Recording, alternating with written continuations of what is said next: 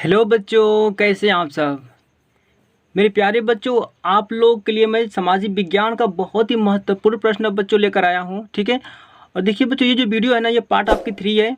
अगर आप लोग वीडियो पार्ट 1 और पार्ट 2 नहीं देखे हैं बच्चों, तो उन्हें भी देख लीजिए, क्योंकि उनमें भी आपके बहुत ही महत्वपूर्ण प्रश्न हैं। ओके बच्चों, जो आपके बोर्ड एग्जाम के लिए बच्चों प्रश्न बहुत ही इंपॉर्टेंट है। ओके बच्चों, देखिए बच्चों, इस वीडियो में आज हम देखेंगे बच्चों यहाँ पर सामाजिक विज्ञान के प्रश्न को शुरू करेंगे बच्चों 39वें क्वेश्चन से। ओके बच्चों, क्योंकि हम लोग देखिए आपको बता दे रहे हैं बच्चों यहाँ पर कि हमने बच्चों 38वां प्रश्न हमने पिछली वीडियो में पढ़ चुके थे। ओके बच्चों, देखिए यहाँ पर यानी कि वंदे मातरम गीत किसने लिखा और इसे किस पुस्तक में संकलित किया गया था।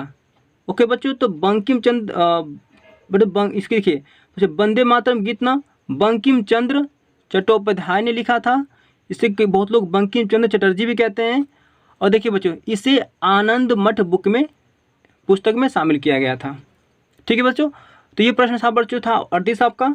इस वीडियो में हम लोग देखेंगे 39वां प्रश्न को। ओके बच्चों, शुरू करें। देखिए यहाँ पर बच्चों, मृदा अपरदन क्या है। ओके बच्चों, मृदा अपरदन क्या है, इसके 2 प्रमुख कारण बताइए। तो आइए देख लेते हैं बच्चों यहाँ पर मृदा अपरदन क्या है।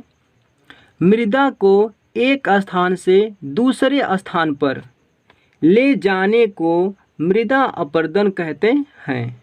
ओके बच्चों, एक स्थान से दूसरे स्थान पर ले जाने को क्या कहते हैं बच्चों, मृदा अपरदन कहते हैं। मिट्टी को यहाँ से मतलब कि यहाँ से चलकर कहीं और चली गई बच्चों, तो उसे क्या कहेंगे, मृदा अपरदन कहेंगे। और देखिए बच्चों, मृदा अपरदन के 2 कारण कौन कौन से हैं। तो नदियों में बाढ़ आना। ओके बच्चों, नदियों के बाढ़ आने से क्या हो जाती है बच्चों, मिट्टी बढ़ यहाँ से बढ़कर वहाँ चली जाती है। ठीक है ना बच्चों, ठीक है। दूसरा कौन सा है बच्चों, वनोन्मूलन।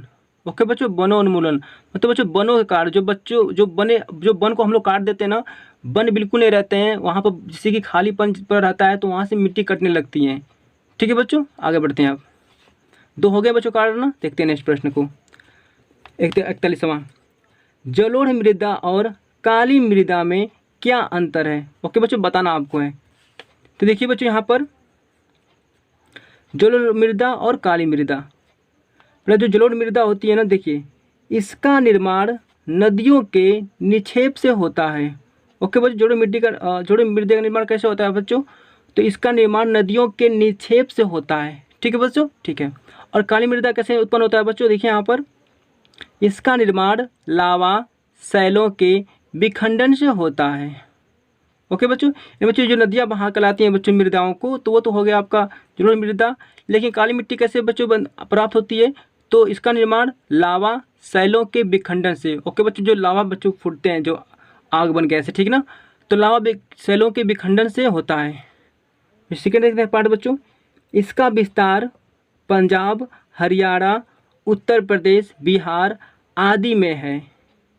ओके बच्चों, यानी कि जलोढ़ मृदा बच्चों कहाँ कहाँ पाई जाती है, तो पंजाब में, हरियाणा में, उत्तर प्रदेश में और बिहार में।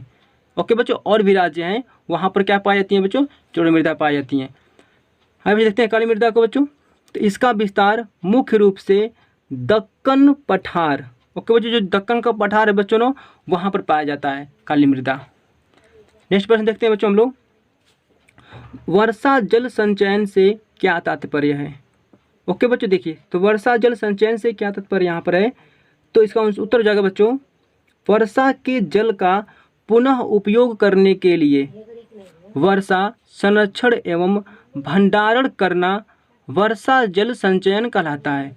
ओके बच्चों, यानी कि वर्षा जल संचयन क्या है, तो बच्चों जो वर्षा होती है ना, तो उन जलों को, उन पानियों को इकट्ठा कर लेना, कहीं किसी गड्ढे में उसको इकट्ठा कर लेना बच्चों, क्या कहलाता है आपका, तो ये बच्चों कहलाता है आपका वर्षा जल संचयन। तो देखते हैं बच्चों हम लोग अगला प्रश्न को। बच्चों हम लोग अगला यहाँ प्रश्न है 43वां, जिसको 43 भी कहते हैं। ठीक है, देखिए बच्चों, तांबा के 2 उपयोग लिखिए। ओके बच्चों, तांबा के यानी कि कापर के आपको 2 उपयोग बताना है बच्चों। देखिए तो पहला हो जाएगा आपका बिजली का तार बनाने में, दूसरा है बच्चों रसायन उद्योग में। ओके बच्चों, यहाँ पर यानी बिजली का तार बनाने में और रसायन उद्योगों में तांबा का उपयोग होता है, यानी कि यूज होता है बच्चों। आगे देखते हैं हम लोग यहाँ पर 44वां प्रश्न देखेंगे, खनिज संरक्षण के 2 उपाय लिखिए। तो खनिज संरक्षण के दो उपाय बच्चों हो जाएंगे। कबाड़ धातुओं का उपयोग।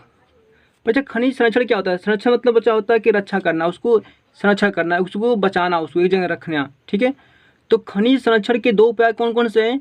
तो कबाड़ धातुओं का उपयोग करना, ठीक है। दूसरा कौन सा है बच्चों? उपयुक्त तकनीकी का प्रयोग करना। ओके बच्चों, जो तकनीकी उपयोग में आती है उसका प्रयोग करना। बच्चों ये हो गया खनिज संरक्षण के दो उपयोग। नेक्स्ट देखेंगे बच्चों हम लोग, भारत के किन्हीं दो लोहा उत्पादक राज्यों के नाम लिखिए। ओके बच्चों, बताना आपको है कि भारत में ऐसे कौन से दो राज्य हैं जहां पर लोहा उत्पादन होता है। ठीक है बच्चों, देखिए बच्चों पहला हो जाएगा आपका, देखिए लौह अयस्क। ओके बच्चों, लौह अयस्क कहाँ उत्पादन होता है? तो कर्नाटक में होता है। ठीक है बच्चों, ठीक है। और देखिए प्रश्न अब देखते हैं बच्चों। बच्चों सेकेंड पार्ट देख लीजिए इसका, मैग्नीज। मैग्नीज बच्चों उड़ीसा में उत्पादन होता है। ओके बच्चों, यानी कि मैग्नीज कहाँ बनता है? तो उड़ीसा में। और लौह अयस्क कहाँ है बच्चों? तो कर्नाटक में। ओके, आइए देखते हैं बच्चों नेक्स्ट प्रश्न को। ग्रांड ट्रंक रोड का निर्माण किसने करवाया था? देखिए बच्चों, ग्रांड ट्रंक निर्माण शेरशाह सूरी ने करवाया था। ओके बच्चों, ये ग्रांड ट्रंक रोड का निर्माण शेरशाह सूरी ने करवाया था। अगला देखते हैं बच्चों प्रश्न यहाँ पर, निरक्षरता का क्या अर्थ है? तो निरक्षरता का क्या अर्थ है बच्चों, देख लेते हैं यहाँ पर। समाज में लोगों की वह स्थिति जिसमें लोगों को अक्षरों का ज्ञान न हो तथा अर्थात कह सकते हैं वह पढ़े लिखे ना हो, उसे निरक्षरता कहते हैं। ठीक है बच्चों, यानी कि अक्षरों का ज्ञान नहीं होना चाहिए और पढ़े लिखे ना हो, तो ऐसी स्थिति में हम लोग क्या कहेंगे बच्चों? उन लोगों को निरक्षरता कहते हैं। ठीक है बच्चों, ठीक है। अगला प्रश्न देख लेते हैं हम लोग, भारत में विदेशी व्यापार की किन्हीं दो विशेषताओं को लिखिए। ओके बच्चों, तो भारत में विदेशी व्यापार की किन्हीं दो विशेषताएं हैं आपकी। भारत का अधिकांश व्यापार समुद्री मार्गों से होता है। ओके बच्चों, यानी कि भारत का जो अधिक व्यापार जो होता है ना बच्चों, जो सामानों को आयात निर्यात होता है तो समुद्री मार्गों से होता है। और दूसरा कौन सा है बच्चों? व्यापार का भुगतान संतुलन के प्रतिकूल होता है। ओके बच्चों, व्यापार का भुगतान कैसे होता है बच्चों? तो संतुलन के प्रतिकूल होता है। प्रतिकूल मतलब बच्चों उसके विपरीत होता है। ठीक है, आगे देखते हैं बच्चों हम लोग, जलियांवाला बाग हत्याकांड पर एक संक्षिप्त टिप्पणी लिखिए। ओके बच्चों, ये बहुत ही इंपॉर्टेंट प्रश्न है। ठीक है, इसे आप लोग पढ़ के एग्जाम में जरूर जाइएगा।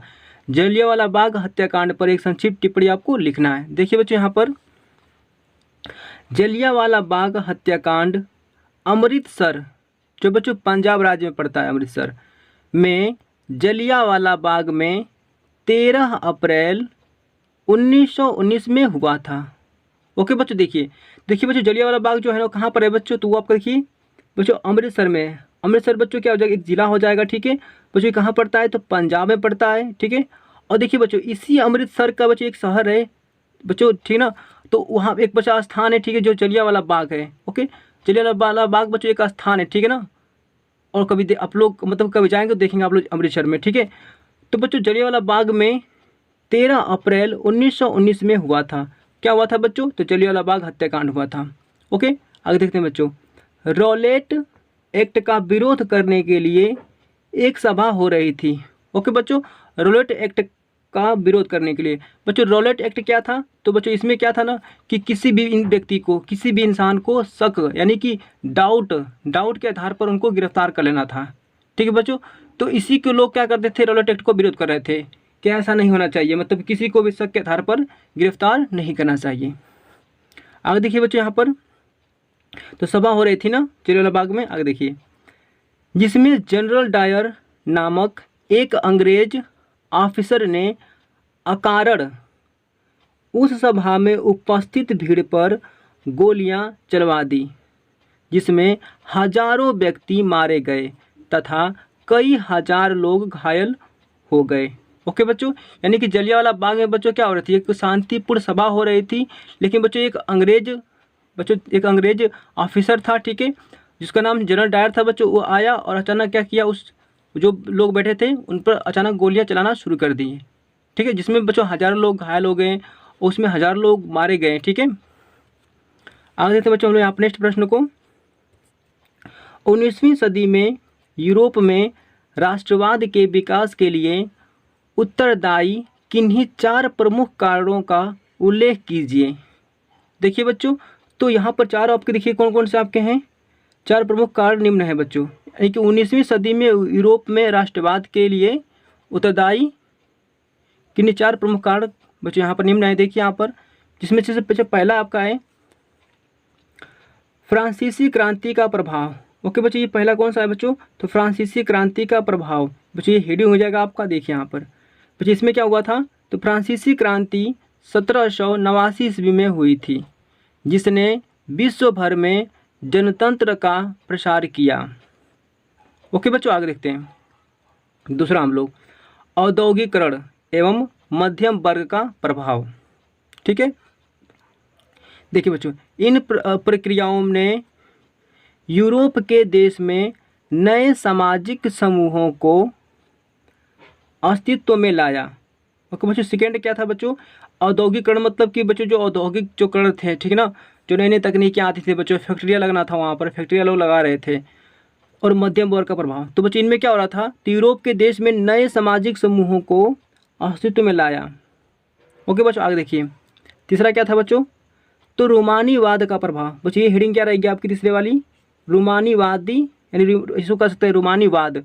तो रोमानीवाद का प्रभाव देखिए बच्चों, ये था 18वीं सदी से यूरोप में रोमानी संस्कृति का प्रादुर्भाव था, जो समाज में एकलयात्मक, साहित्यिक व बुद्धिवादी तथा राष्ट्रीयवादी भावनाओं के एक मुख्य रूप का विकास करना चाहते थे। ओके बच्चों, आगे देखते हैं हम लोग यहाँ पर। अब बच्चों चौथा जो था बच्चों देख लीजिए, उदारीकरण। देखिए, तो तत्कालिक समाज में आर्थिक उदारवाद की भावना के साथ साथ राष्ट्र राज्यों को भी बढ़ावा दिया। उदारवाद व्यक्ति की स्वतंत्रता और सभी के लिए समान कानून की वकालत कर रहा था, नहीं करता था, ठीक है ना बच्चों, नहीं करता रहा। कौन बच्चों, ये आपका 1800 सदी में यूरोप में राष्ट्रवाद के विकास के लिए। ठीक है बच्चों, आगे देखते हैं हम लोग यहाँ पर। अब 51वां प्रश्न बच्चों, और ये बच्चों हम लोग का लास्ट प्रश्न रहेगा। ठीक है, देखिए यहाँ पर, तो 1857 की क्रांति की असफलता के किन्हीं 3 कारणों को बताइए। बस ये प्रश्न आपका बच्चों मोस्ट इंपॉर्टेंट है। ठीक है बच्चों, ये प्रश्न बहुत बार आता है आपका। ठीक है, तो 1857 की क्रांति की असफलता के किन्हीं 3 कारण आपके निम्न हैं। कौन कौन से बच्चों, देखिए आपका पहला बच्चों हो जाएगा आपका 1857 का विद्रोह ब्रिटिश शासन के खिलाफ भारतीय जनता का सबसे बड़ा उपहार था। ओके बच्चों, ठीक है। आगे देखिए थोड़ा देख लेते हैं बच्चों, 1857 के विद्रोह की असफलता ब्रिटिश श्रेष्ठता और विद्रोह के कमजोरियों में निहित था। ओके बच्चों, ये हो जाएगा आपका फर्स्ट असफलता कारण। सेकेंड देख लेते हैं बच्चों, डलहौजी के शासनकाल में यातायात के साधनों और संचार के साधनों का विकास हुआ था। आगे देखिए बच्चों, वास्तव में इस विद्रोह को दबाने में यातायात और संचार के साधनों का भी लाभ अंग्रेजों को प्राप्त हुआ था। ओके बच्चों, लास्ट देख लेते हैं। लास्ट पॉइंट बच्चों हम लोग का यहाँ पर कि 1857 की क्रांति का सफलता कारण लास्ट बच्चों यहाँ पर है, वास्तव में यह विद्रोह ब्रिटिश श्रेष्ठता से कहीं ज़्यादा अपनी कमजोरियों के कारण असफल रहा। ठीक है बच्चों, तो ये थे आपके बहुत ही महत्वपूर्ण प्रश्न बच्चों। ठीक है, सामाजिक विज्ञान का, इसे जल्द से जल्द स्क्रीनशॉट कर लीजिए। ठीक है बच्चों, नेक्स्ट प्रश्न को हम देखेंगे अगले वीडियो में। ओके, तो आज के लिए बस इतना ही। थैंक यू बच्चों।